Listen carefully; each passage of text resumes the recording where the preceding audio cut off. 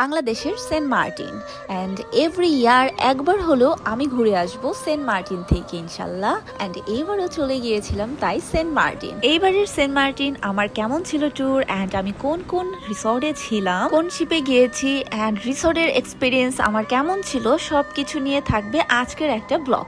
So stay tune Annie's world.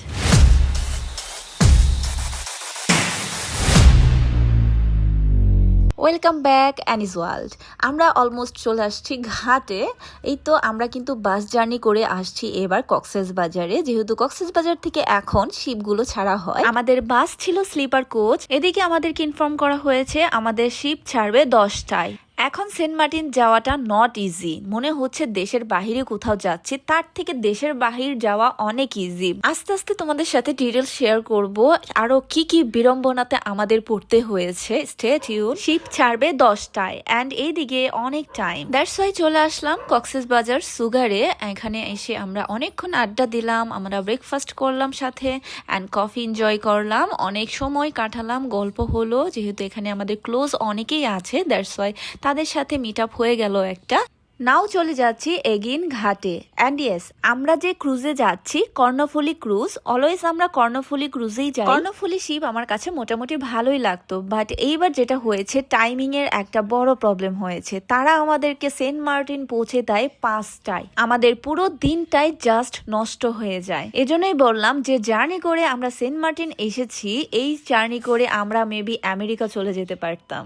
By the way, চলো তোমাদের সাথে এখন শিপের আমার যে কেবিনটা ছিল সেটা একটু শেয়ার করি। কেবিনটা অ্যাজ ইউজুয়াল আগের মতনই ছিল, মোটামুটি ছিল ভালো। যেহেতু শিপ ছাড়তে এখনো অনেক লেট, এখনো দেখলাম প্যাসেঞ্জার উঠছে, দ্যাটস ওয়াই এখন আমি একটু ফ্রেশ হব, আমার আউটফিটটা চেঞ্জ করব, দেন বাহিরে বের হব, শিপ ছাড়াটা দেখব। এটা আমার দেখতে অলওয়েজ ভালো লাগে যখন ছেড়ে যায় কক্সবাজার থেকে। এই তো আমরা চলে এসেছি রুপটপে। এখান থেকে এসে আমরা ভিউটা এনজয় করছিলাম, অনেক চমৎকার ভিউ, ব্লু ওশেন, কিছু স্পিড বোট যাচ্ছিল অ্যান্ড আমাদের সামনেও অনেকগুলো শিপ ছিল। অ্যান্ড আমরা পৌঁছানোর পরই শুনতে পাই বড় একটা দুর্ঘটনা ঘটে গিয়েছে, আটলান্টিক শিপে নাকি আগুন ধরেছে। এটা শুনে খুবই খারাপ লাগলো, ভয় লাগলো। শিপে কোনো প্যাসেঞ্জার ছিল না অ্যান্ড কারো কোনো ক্ষতি হয়নি, এটা শুনে খুশি হলাম আলহামদুলিল্লাহ। এখানে পিৎজা আছে, এখানে হটডগ আছে, এটা হচ্ছে চিকেন পুরি, স্যান্ডউইচ, শর্মা, এটা হচ্ছে chicken liver pop. Chicken liver pop, হ্যাঁ চিকেনের অল আইটেম, অনেক আইটেম আছে। আর অনেক আইটেম আছে। নাই। আমাদের আচারের আইটেম অনেকগুলো আছে, হ্যাঁ। প্রায় 15 থেকে 20টা আচার আইটেম আছে। আচ্ছা, নিচেও আরো আলাদা ক্যান্টিন আছে, সেখানে অনেক কিছু আছে, অলসো আইসক্রিম, সব কিছু। আমরা নিলাম হচ্ছে এখান থেকে hot dog and chicken Puri. Let's see cake, দেখি কেমন টেস্ট। ক্যান্টিন থেকে আমরা হটডগ অ্যান্ড চিকেন পুরিটা নিলাম, নিয়ে দেখলাম কেমন খেতে। অ্যাকচুয়ালি খাবারটা মোটামুটি ভালোই ছিল, খারাপ বলবো না। সো দেন আমরা এগেইন চলে আসলাম ভিউ এনজয় করতে, পাখি দেখছিলাম। এই পাখিগুলা, ও মাই গড, খুবই লাভলি ফিলিং হয় একটা, মনে হয় আমাদেরকে ওয়েলকাম করছে সেন্ট মার্টিন যাওয়ার জন্যে। সো এই বিষয়টা খুবই লাভলি। দেন আমরা রুমে যেয়ে ঘুমিয়ে গিয়েছিলাম, যেটা অলওয়েজ করে থাকি। ঘুম থেকে উঠে দেখি অলমোস্ট আমরা সেন্ট মার্টিন পৌঁছে গিয়েছি, আর বেশিক্ষণ না, 10 মিনিট টাইম লাগবে। সো এই তো আমরা একটু ক্লিপ নিচ্ছিলাম। এই তো দেখতে পাচ্ছ দূরে সেন্ট মার্টিন দ্বীপ দেখা যাচ্ছে। ওয়াও, এই ফিলিংটা জাস্ট ওয়াও। যখন দেখতে পাই অলমোস্ট আমরা চলে আসছি সেন্ট মার্টিন, অনেক একটা হ্যাপি ফিল হয়। বাট কেন জানি মনে হচ্ছে আস্তে আস্তে সেন্ট মার্টিন মেবি বন্ধই হয়ে যাবে। দেশের যে অবস্থা, ও মাই গড, ভালো আর লাগে না কোনো কিছু। নিজের ফেভারিট প্লেসগুলোতেও যাওয়া বন্ধ হয়ে যাবে। আর এখানকার মানুষগুলোর যে অসহায় অ্যান্ড তাদের দিন রাত কিভাবে যায় সেটা নিয়ে কেউ কখনো ভাবে না। এই যে বাচ্চাগুলোকে দেখতে পাচ্ছ কিভাবে তারা ছুটে আসতেছে জাস্ট লাগেজ নেওয়ার জন্য। বাচ্চাগুলোর জন্য অনেক মায়া লাগে, কারণ বছরে এই 1 মাসই তারা সুযোগ পায় অ্যান্ড বাকি সময় তারা বসে থাকে, কেউ না খেয়ে থাকে। তাদের জন্য যে কেউ কিছু করবে এরকম কেউ অ্যাকচুয়ালি আমাদের দেশে নাই। যাই হোক, আমরা এই তো ঘাটে নেমে এখান থেকে একটা অটো নিয়ে নিয়েছি। তোমাদের এখন যে জিনিসটা দেখাবো এটা আমার অনেক বেশি ফেভারিট। এই রোডে যে গাছটা এখন দেখতে পাচ্ছ, এই গাছটা যখন ছোট কেবল লাগানো হয়েছে তখন থেকে আমি দেখছি এই গাছটা আজকে কত বড় হয়ে গিয়েছে। এভরি ইয়ার আমি আসি অ্যান্ড এই গাছটাকে দেখি। সেই ছোট দেখেছিলাম অ্যান্ড গাছটা আজকে কত বড়। অ্যাকচুয়ালি আমরাই তো বড় হয়ে গিয়েছি। বাই দ্য ওয়ে, আজকে আমরা যে রিসর্টে উঠছি সেই রিসর্টটার নাম হচ্ছে স্যান্ড ক্যাসেল। তোমরা অনেকেই কম বেশি এই রিসর্টের সাথে পরিচিত। এর আগেও আমি এখানে স্টে করেছি স্যান্ড ক্যাসেলে অ্যান্ড এগেইন চলে আসছি স্যান্ড ক্যাসেল, কারণ এটা আমার আগেরবার খুবই ভালো এক্সপিরিয়েন্স ছিল অ্যান্ড আমার খুবই ভালো লেগেছে। That's why. সো এবারের এক্সপিরিয়েন্স কেমন হয় চলো তোমাদের সাথে আস্তে আস্তে শেয়ার করি। আমি চলে আসছি স্যান্ড ক্যাসেল। এই তো রিসেপশন অ্যান্ড এই তো রিসর্ট। রিসর্টটা আরো এক্সটেনশন করা হয়েছে, আমি তোমাদের আস্তে আস্তে দেখাবো পুরো রিসর্টটা। বাই দ্য ওয়ে, আজকে আমি থাকছি স্যান্ড ক্যাসেল অ্যান্ড কালকে চলে যাচ্ছি আমি এখান থেকে বেলা ভিস্তাতে।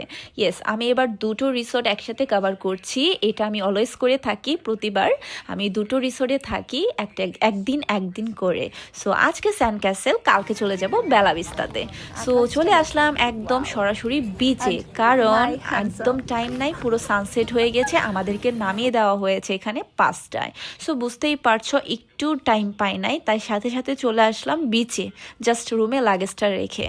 আমরা এবার যে ভিলাটা নিয়েছি, যেটা আগেরবার নিয়েছিলাম সেই ভিলাটাই এবারও নেওয়া হয়েছে অ্যান্ড এটা একদম ফ্রন্টে বিচের সামনে। দ্যাটস ওয়াই এইটাই আমার খুবই ভালো লাগে। চলে আসলাম রেস্টুরেন্টে, কারণ আমরা কিছু অর্ডার করব। একটু ক্ষুধা লেগেছে, ভাবলাম একটা স্ন্যাক্স অর্ডার করে ফেলি, কারণ রাতে ডিনারটাও অর্ডার করে ফেলেছি অলরেডি। সো একটু পরে আবার ডিনার করতে হবে। দ্যাটস ওয়াই জাস্ট এখন একটা স্যুপ নিয়ে নিলাম এখানে, থাই স্যুপ অ্যান্ড সাথে চা। আমরা এখন চলে যাচ্ছি আমাদের রুমে, কারণ আমাদের অর্ডারটা রুমেই সার্ভ করা হবে অ্যান্ড এর ফাঁকে আমি নিয়ে নিব শাওয়ার। খুবই খারাপ লাগছে, অনেক জার্নি ছিল, লং একদিনের মতো journey. Oh my god, Dhaka থেকে সেন্ট মার্টিন আসা ইটস নট এখন easy. Okay, by the way, এখন আমি চলে যাব শাওয়ার নিতে। শাওয়ার নিয়ে এসে আমি স্যুপটা এনজয় করব গরম গরম। অলরেডি আমাদের স্যুপ চলে আসছে অ্যান্ড স্যুপটা খুবই টেস্টি ছিল অ্যান্ড স্পাইসি ছিল অলসো। স্যুপটা এনজয় করলাম অ্যান্ড সাথে সুন্দর ভিউ আমার সামনে, যেহেতু অন্ধকার ছিল তারপরেও খুবই ভালো লাগছিল। নেচারের মাঝখানে আমরা বসে অ্যান্ড চলে আসলো আমাদের চা অলসো। আমরা যেটা অর্ডার করেছিলাম মিল্ক টি, চাটা মোটামুটি ছিল একদমই। দেন একটু পরেই নিয়ে আসলো আমাদের জন্য কমপ্লিমেন্টারি ছিল এটা ফ্রুটস, অ্যান্ড ফ্রুটস ছিল অ্যাপল, অরেঞ্জ অ্যান্ড একটা বড়ই। That's it. ঝটপট রেডি হয়ে গেলাম। এখন আমরা চলে যাব ঘাটে, শিব ঘাটে স্যান্ড ক্যাসেল থেকে। অলওয়েজ আমরা এটা করে থাকি, যেখানেই থাকি না কেন সেন্ট মার্টিনে, রাতে আমরা শিব ঘাটে চলে যাই। ঘাটে গিয়ে আমরা একটু এনজয় করি, খুবই ভালো লাগে অ্যান্ড সাথে অনেক কিছু খাওয়া দাওয়া হয়। এই তো দেখতে পাচ্ছ হিউজ এখানে খাবারের অপশন। আমরা চলে আসছি ঘাটে অ্যান্ড ক্যামেরায় যাকে দেখতে পাচ্ছ ওনার দোকানেই আমরা অলওয়েজ আসি, আমাদেরকে চেনে অ্যান্ড খুবই ভালো লাগে, প্রতি বছর দেখা হয়। সো আজকে অনেক স্ন্যাক্স খেয়ে আমরা চলে আসলাম রিসর্টে, কারণ আমরা রাতে ডিনারটা অর্ডার করেই গিয়েছিলাম অ্যান্ড রাতে ডিনারে আমরা অর্ডার করেছিলাম বারবিকিউ চিকেন অ্যান্ড দেখতে পাচ্ছ এখানে রেডি করা হচ্ছিল অ্যান্ড আমাদের ডিনার সার্ভ করা হয়েছে। এই তো চিকেন অ্যান্ড পরোটা ছিল, সাথে একটা সালাদ ছিল অ্যান্ড কোক। That's it. এটাই ছিল আমাদের রাতের ডিনার। বাট খাবারের কথা যদি আমি বলি, খাবার একদমই নর্মাল ছিল অ্যান্ড প্রাইসটা খুবই এক্সপেন্সিভ করেছে স্যান্ড ক্যাসেল আগের থেকে, বাট প্রাইস অনুযায়ী টেস্টি ওয়াজ নট গুড, এটাই আমার মনে হয়েছে। অ্যান্ড এই কুকুরটা কেমন, তার লেজটা দেখে আমি খুবই হাসছিলাম, খুবই ফানি, একদম মনে হচ্ছে ফ্লাওয়ার ফুটে আছে। আজকের ব্লগ এখানেই শেষ করছি, দেখা হচ্ছে নেক্সট মর্নিং থেকে তোমাদের সাথে। Stay tune and is world. Love you all, bye by.